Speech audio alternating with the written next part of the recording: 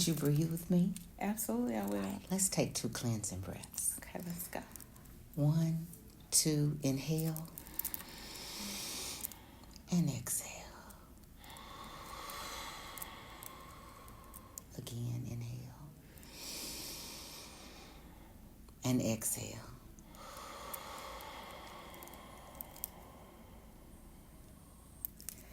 Thank you so much for indulging in the 2 cleansing breaths with me. Absolutely. I am so excited to have you with us today. Thank you so much for having me. Oh my goodness. Dandelion community, guess who we have with us today? The incomparable, the awesome, the amazing Shawandra Ford with us from Brown Skin Yoga. Yay. Yes. Oh my goodness. I have been a follower and a fan of yours for a very long time. Thank you so much. And I always say, oh my gosh, if I can become a pretzel person like you. And the pretzel person is what I tease my husband because he's at the front of the yoga class with his feet behind his ears.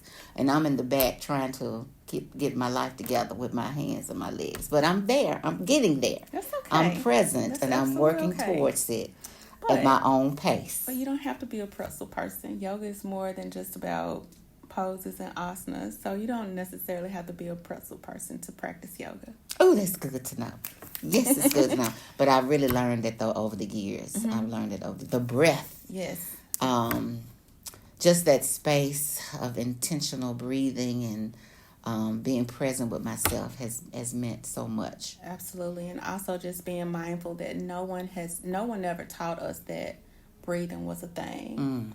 And it is. It is. So many different ways to breathe, so many different ways to channel what we have going on the inside through the breath work. Absolutely. Yeah. It's really a gift. It really is. Well, I've got to let the community know who you really are. Okay, let's get into it. So I just want to share a few accolades, a few places and spaces that you've been. My goodness. Yes. You're a celebrity. I need your autograph before you leave here. It's not that deep. Oh, yes. It's that deep. You. It's that deep. So you've been on Good Morning America. Yes, ma'am. Oh, my gosh. 2022. We were, myself and a lot of my students, we were featured on Good Morning America as a part of their Wellness Warrior program. That is so exciting. Yes, very much so. Locally, you've been on Bright Spot. With WREG. With WREG. I saw you on Conji Anthony's show recently. Live at 9. I've also seen you on Gina Stewart's show. Gina Neely's show. Yes, ma'am. Also, not Gina Stewart. That's our pastor here in the city. I'm gonna have you on the show too. That's absolutely okay.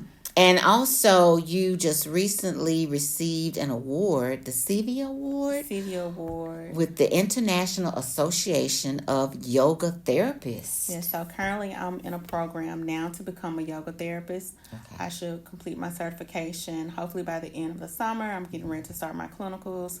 And with that program, I can actually go out into the hospital and the healthcare field and I can teach yoga to people that have yoga for cancer patients, yoga for people with back issues. So different type of, ailments that people have, I'll be able to teach yoga to them. Oh wow, that's awesome! It's very a need. Excited about it. It's very much needed, especially in the Black and Brown community. Absolutely. And the list goes on. Those are just a few accolades, Dandelion community, about Miss Ford. Today, our topic is about planting the seed.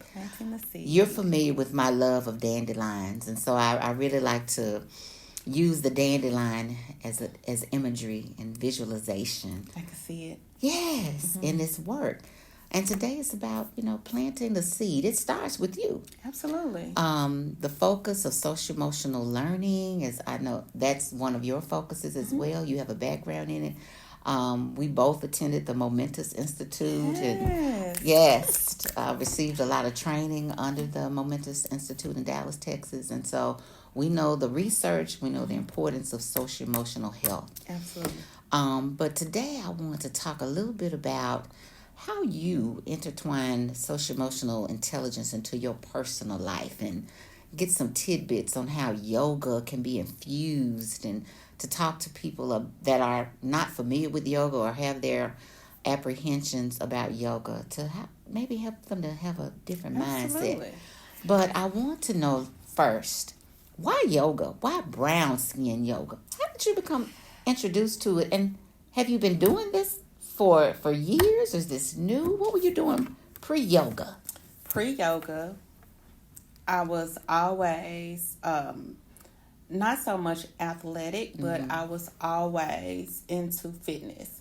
From Zumba to Pilates, running, I'm very much a fitness buff person. But I actually started practicing yoga in 2013. I lost my mom in 2010. And I was doing the grief counseling, and I was unpacking a lot of emotions that were going on within me. Just going back to my childhood and, with my siblings, and then with the loss of my mom, it was just a lot. But with the grief counseling, I didn't feel as if it was beneficial to me. Okay. I didn't feel as if I was getting anywhere with that process. And so my gym that I was attending at the time, they offered a yoga class, and I kind of stumbled into a yoga class, and I was on my mat, and all of these emotions started to rush out of me, and I fell in love with the practice. I fell in love with the practice. I fell in love with not just the poses, just what yoga represents in general. Yoga itself means union. So connecting the mind and the body, or the spirit, connecting all of those together, it put me in a place where, I was able to go inward, and I was able to kind of deal with what I was feeling with. And I was also allowed to release and let it out in a way that I had never experienced before. Oh, wow. It wasn't basically just me sitting and having a conversation with someone. That conversation can go on and on and on, but me having the time to just sit and be with myself and reflect on what I was feeling, and just even acknowledging the fact that I was not okay, and just saying that it's okay not to be okay, right. And it's okay to be present in this space, and just allowing myself to be where I am, and not having to explain anything or try to get people to understand what I was feeling. I had to learn how to be okay with myself, and I received that through the yoga practice. So powerful. Yeah. As I'm thinking about people that are experiencing grief, it sounds like yoga is a great vehicle. Absolutely, it is. For a space to really center yourself, comfort for yourself. And it also allows you the opportunity to reconnect and recenter. And you want to reconnect with yourself. Right. Grief is hard, and I can't expound on that enough. So, and it takes you to a level of where you can be depressed one day, and one day you can be cheerful. So you have to learn how to process those different emotions that you're feeling. And I found that through yoga and social emotional learning, we're going inward. We're reflecting on what's within us. Social emotional learning, we're learning how to deal with our emotions. We're learning, and also where the most important part is that we're learning where those emotions are coming from. Right. For the most part, people think emotions come from here in your heart, especially my little babies. When I ask them, where do our emotions come from? And they go right to the heart, because that's what's commercialized. And yes, this is where we feel it. Right. And even with the heart is almost like our brain, because we feel it in our chest. But honestly, our emotions come from here. It comes from the amygdala, and those are where those big emotions come from. And learning how to connect here with here. So that connection between the head and the heart. Absolutely. And having that balance between both. Yes. Yeah. Thank you for that.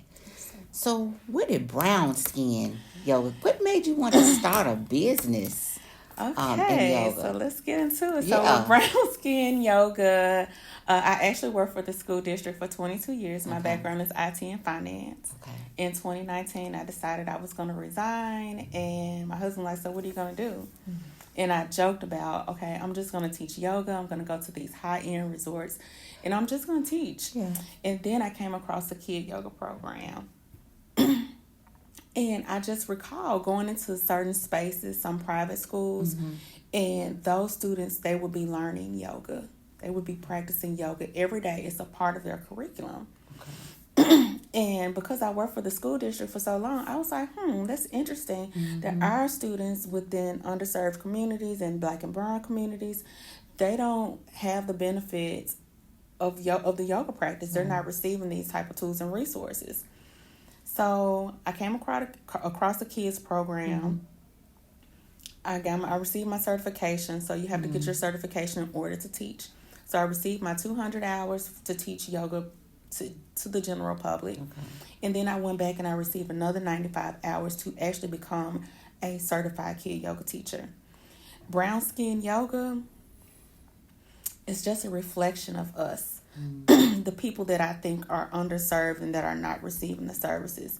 Honestly, I had it on my tags for years before I was married. Wow. And it was just brown skin. And I thought, I'm just going to name my company Brown Skin Yoga. And it's just a reflection. It's a reflection of my mom. It's a reflection of my aunts, my uncles, people that have never... people who never felt like yoga was for them. And it's also a way to bring awareness to, yes, that yoga is for everyone. Absolutely. Regardless of your background, your skin color. Right. Everyone can practice yoga. You don't have to be a pretzel to practice yoga. So yoga is for everyone. Yes. There's a stigma, in the brown community in reference to yoga. What do you say to the Dandelion community about, maybe some of their thoughts or some of the myths behind it? It's, I'm going to go to hell if I practice yoga, right? I've heard that before. Yes. So talk to us a little bit about what yoga is. Where did it come from? Where did it stem from? And where do we find that balance? So with yoga is just about wellness. It's about being mindful and taking care of yourself. If your cup is empty, you can't pour into others. So by taking care of yourself, starting here in the mind, you're able to go out and be beneficial to someone else. So with yoga, like I said before, yoga means union. There are 8 different limbs to yoga, but for the most part, people only think about the poses. And granted, the poses, they look great. If you can be flexible and you can get into all these different positions, that's absolutely great. But I can also teach yoga to people that are sitting in chairs, that are in wheelchairs. So it's not just about the poses. And then if you think about the poses, eventually one day, you're going to lose that. You're going to lose those poses. You're not going to always be able to touch your toes. So we get into the other ways to practice yoga. So now we're talking about self-awareness. We're talking about discipline. We're talking about focus and concentration. We're talking about meditation, just sitting and being quiet, learning how to be quiet and finding stillness within yourself. All these different things are a part of yoga. They're a part of the 8 limbs of yoga. So I really, really encourage people not to get hung up on the poses. And as far as with the stigma of yoga, sometimes people tie it to a religion. And me personally, I don't teach anything religious-based. I don't teach my students anything religious-based. I'm just teaching them mindfulness, self-care, and just how to be present within themselves. Talk a little bit about your experience with yoga and who is yoga for? Like, is it for people that are in shape, people that are in a certain demographic? Who is it for? And what are the benefits? Yeah, yoga is for everyone. Yoga is for everyone. I cannot say that enough. That yoga is for everyone. And when you set intentions, and if you're intentional about your practice, then yoga becomes a lifestyle. So you don't have to be a certain size. You don't have to be a certain color. You don't have to be a certain fit. You don't have to have a certain amount of money. Anyone can practice yoga. I have students that are in pre-K that practice yoga. I have athletes that practice yoga. I have people that are incarcerated that practice yoga. I have people that are ill and have things that they're trying to overcome within themselves that practice yoga. People with mental health issues practice yoga. Anyone that desire to have a positive, to be a better version of themselves, those are the people that practice yoga. All right, Dandelion community, you heard it. Yes. It's for everyone. It's for everyone. It's for everyone. So if someone hearing the podcast today, this is a new year coming into 2024, and you mentioned Zumba. I walked in the Zumba one day, and it changed my life. I was looking for something. I was in a space a dark space. I was depressed, to be honest with you. This was back in 2005 when it was first introduced here in Memphis. But it changed my life. It impacted me greatly. It opened me up to other forms of exercise.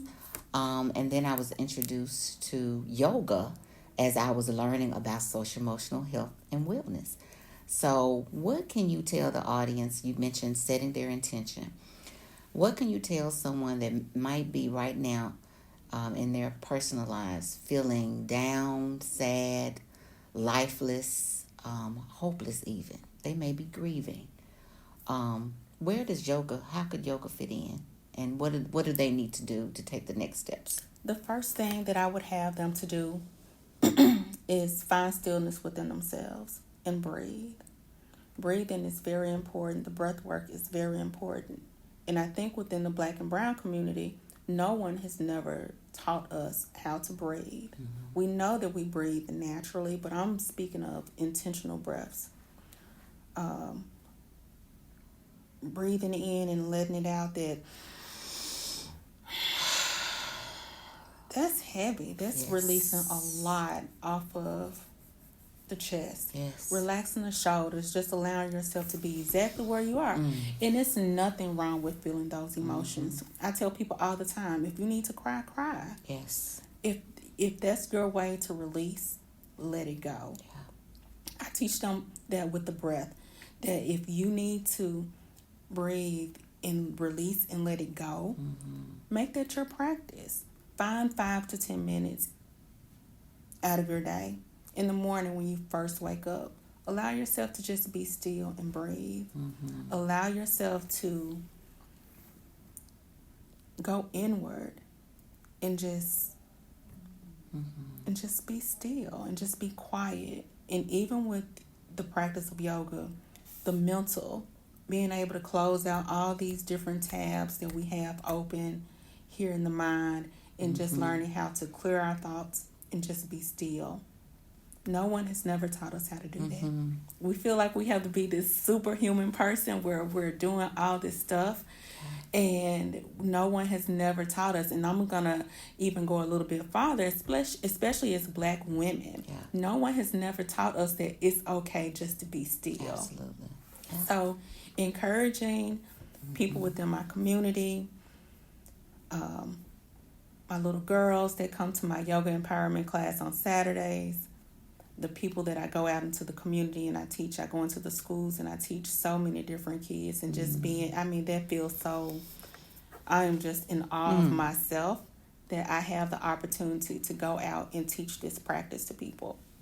It's beautiful. That is powerful. You are empowering the community and helping them to become more aware. Yes. And that is one of my goals, is to bring these types of practices to the community so that they can become aware, so that we can become more social and emotionally intelligent you mentioned self-awareness, which is the first competency for social emotional intelligence. So this is a good place to start. And then I also say my biggest takeaway is when I go into the schools and I teach, my students, they don't know how to affirm themselves. And because they don't know how to affirm themselves, they don't know how to affirm others. So if I say, tell me something positive about yourself, it's very difficult for them. And so I have them to turn to their partner or their neighbor.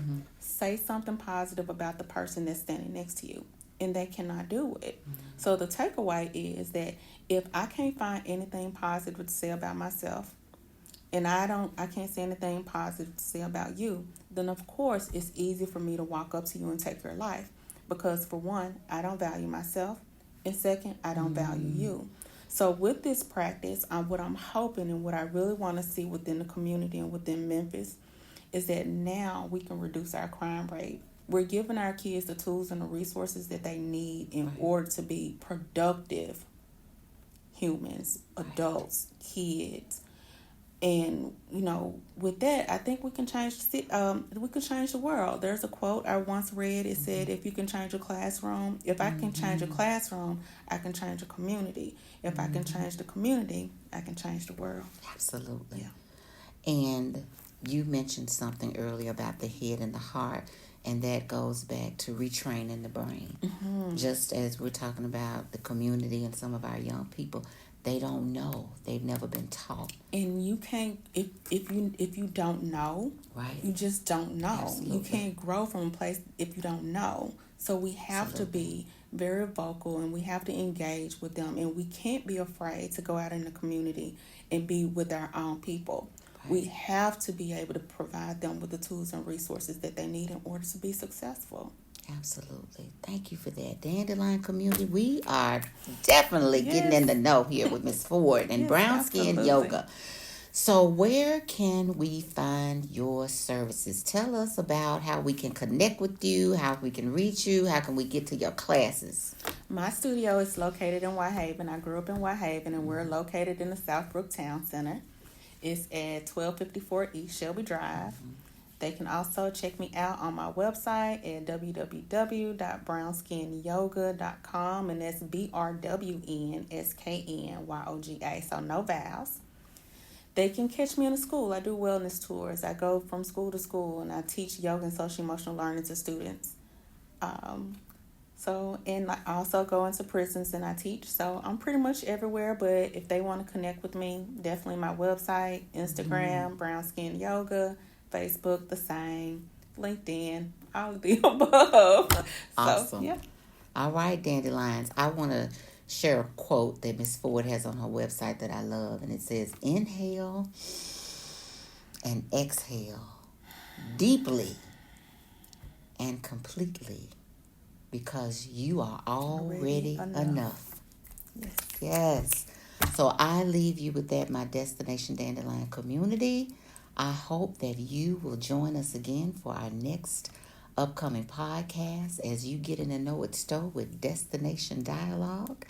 And I want you to join the community. If you're not already a part of it, go to DestinationDandelion.com. Again, that's DestinationDialogue.com. And if you would like to be a part of the show, we'd love to have you. Send me a note. Go to the contact form and give us some comments or give us your information. We reach out to you and would love to have you on the show. So we love to hear from you. So let us grow together. And until we meet again, you all continue to be that awesome dandelion and mandelion that you are.